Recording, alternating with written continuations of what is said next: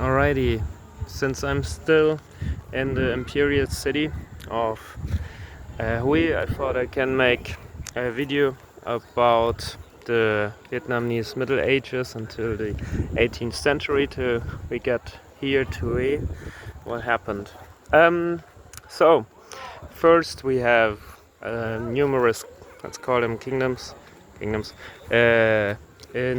Vietnam, not really well structured, and that changed in the 11th century when the Alu, I hope I pronounce it correctly, L Y, yeah, took over from 1010 to 1225, and they had successful campaigns against the Chinese under the Song in the north and the Champa and the Khmer in the south, so they could establish themselves for over 200 years around Hanoi.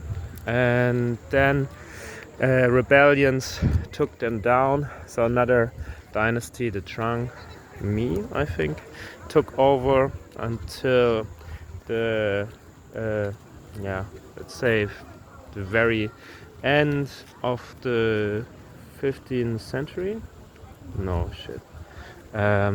Like 1400. I mean, like, yeah. No, that's beginning of the 15th century. Good video. Maybe you should fact check. Anyway, yeah. Until then, the Tran dynasty took over, and they even fought back to the Mongols in a coalition with the Champa. The Champa already made a video in the Nang. Like, were also kingdoms more in the middle and the south. They were arch enemies, but I guess against the Mongols they combined forces and they won, surprisingly. Not so many people managed that.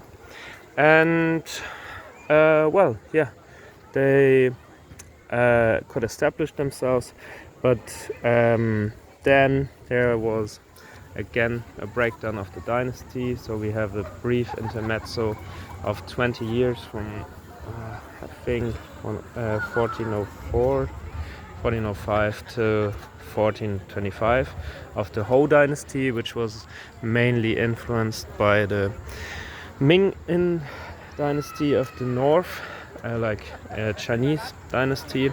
So Vietnamese culture got actually suppressed. A lot of literature documents were lost, or yeah. But after that we have another Li dynasty who governed from after the Ho dynasty until the end of the 18th century, and they were very successful at the beginning, managed to capture a lot of territory even to the Mekong Delta, and yeah, but in the end they got less powerful, more Händler, more families that had trade success were more influential, even sometimes more than the king. So, and the Portuguese showed up in the 16th century, mid 16th century, or even before, and were very influential.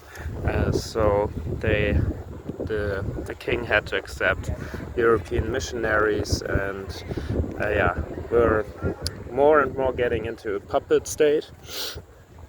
And then another rebellion came along in the end of the 18th century, so another new dynasty established itself with the help of the French government. Was the Nguyen dynasty, butchered that name, and they established a new capital. Before it was always Hanoi, but now they moved to Hue, and that's why we're here. And at first, they were successful, but always very relied on. Why is there a tennis field? Is it tennis? Sure, why not? But they were always relying on the French, and the French influence got bigger and bigger by time. But at the beginning, they were quite successful and established themselves here. built these palace and some grave mausoleums and whatnot.